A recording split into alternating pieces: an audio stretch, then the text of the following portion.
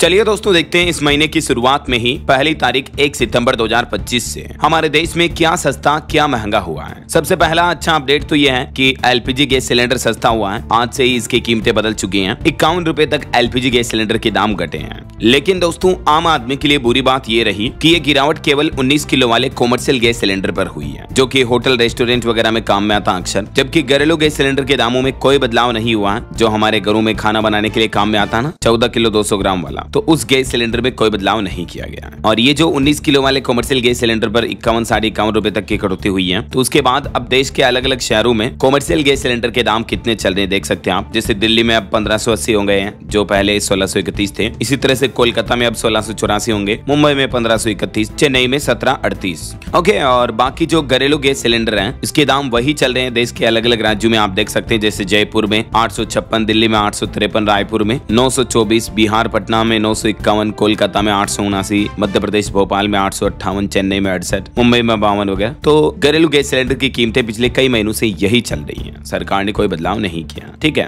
चलिए आगे बढ़ते हैं। अगला अपडेट देखिए, महंगाई पर बड़ी खबर आ रही है। आज सितंबर महीने की शुरुआत में ही पहले ही दिन सोना लगभग 2500 रुपए बढ़ गया। 2404 रुपए बढ़कर 1,05,000 रुपए के ऑल टाइम हाई पर पहुंच चुका गोल्ड।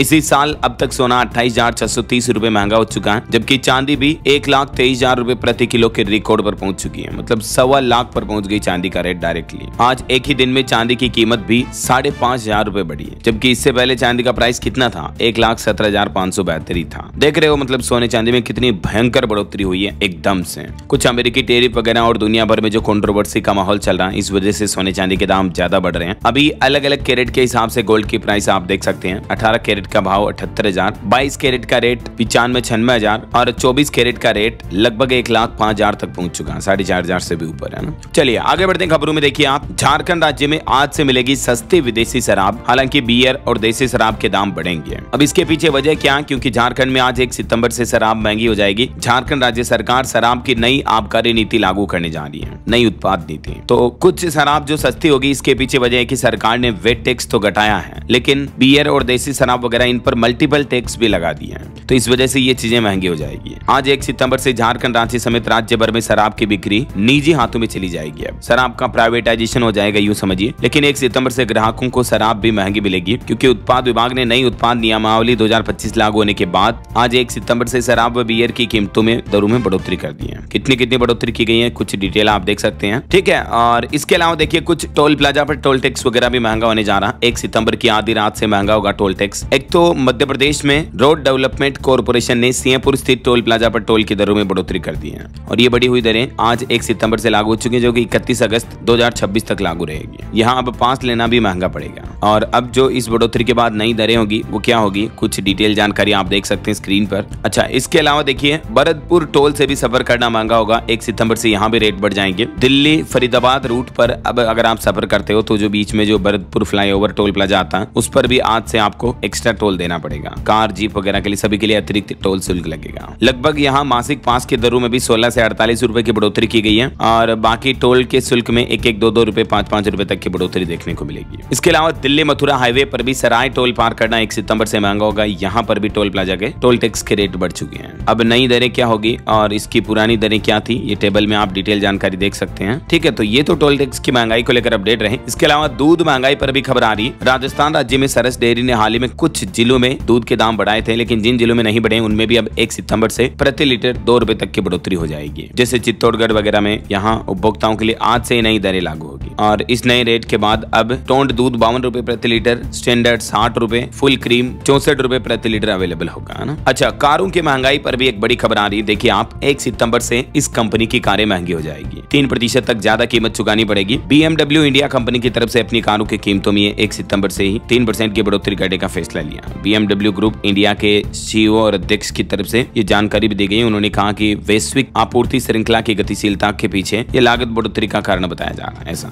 और बाकी दोस्तों, आज 1 सितंबर से ही एलपीजी के अलावा भी ITR यानी इनकम टैक्स रिटर्न, ATM समेत 10 ऐसे बड़े नए नियम, बड़े बदलाव लागू होने जा रहे हैं, जिनका सीधा असर आम आदमी की जिंदगी पर पड़ने वाला है। तो चलिए एक एक करके उन सभी न्यू रूल्स को देख लेते हैं। सबसे पहला अपडेट तो मैंने आपको महंगा सस्ता के साथ में बता दिया, जो कॉमर्शियल गैस सिलेंडर के दाम 51 रुपए तक सस्ते हुए हैं। ठीक है, दूसरा अपडेट ये है, सिल्वर ज्वेलरी पर भी अब हॉलमार्किंग अनिवार्य होगी। चांदी के गहनों के लिए शुद्धता के ग्रेड तय किए हैं सरकार सरकार ने। हालांकि 1 सितंबर से जो ये नियम लागू होगा ये स्वैच्छिक लागू होगा। जैसा कि पहले सोने के लिए भी सरकार ने लागू किया था और अभी गोल्ड की ज्वेलरी के लिए हॉलमार्किंग नियम कंपलसरी है, आपको पता होगा। तो ठीक वैसे ही चांदी की भी अलग अलग तरह की शुद्धता के लिए ग्रेड तय किए गए हैं। जैसे 990 की चांदी तो 99% शुद्ध है, 970 की 97% शुद्ध है, वगैरह वगैरह। ठीक है। तीसरा अपडेट ये है कि इनकम टैक्स रिटर्न फाइल करने की डेडलाइन 15 सितंबर तक ही है। तो लास्ट डेट इस बार ITR डिपार्टमेंट की तरफ से ये रखी गई है। तब तक आप जरूर अपना रिटर्न फाइल कर लें। डिटेल जानकारी आप देख सकते हैं। अच्छा, इसके अलावा चौथा और पांचवा अपडेट ये है, SBI क्रेडिट कार्ड पर कुछ ट्रांजेक्शंस पर अब आपको रिवार्ड पॉइंट नहीं मिलेंगे। इन नियमों की वजह से अगर आप डिटेल जानकारी देखना चाहते हो ना दोस्तों, तो मैंने DLS न्यूज चैनल के ऊपर अभी एक दिन पहले जो नए नियम का अलग से सेपरेट वीडियो डाला था कि 1 सितंबर से ये 10 नए नियम बड़े बदलाव पूरे देश में लागू होने, ठीक है ना। तो ये वीडियो देख लीजिएगा आप। बाकी SBI कार्ड पर ये रिवार्ड पॉइंट्स बंद हो जाएंगे कुछ स्पेशल कार्ड पर। इसके अलावा देखिए पोस्ट ऑफिस डिपार्टमेंट की तरफ से भी रजिस्टर्ड पोस्ट सेवाओं को स्पीड पोस्ट के साथ मिला दिया गया। 1 सितंबर से ही अब कुल मिलाकर रजिस्टर्ड मेल जो होते हैं ना, वो भी स्पीड पोस्ट के जरिए ही डिलीवर होंगे।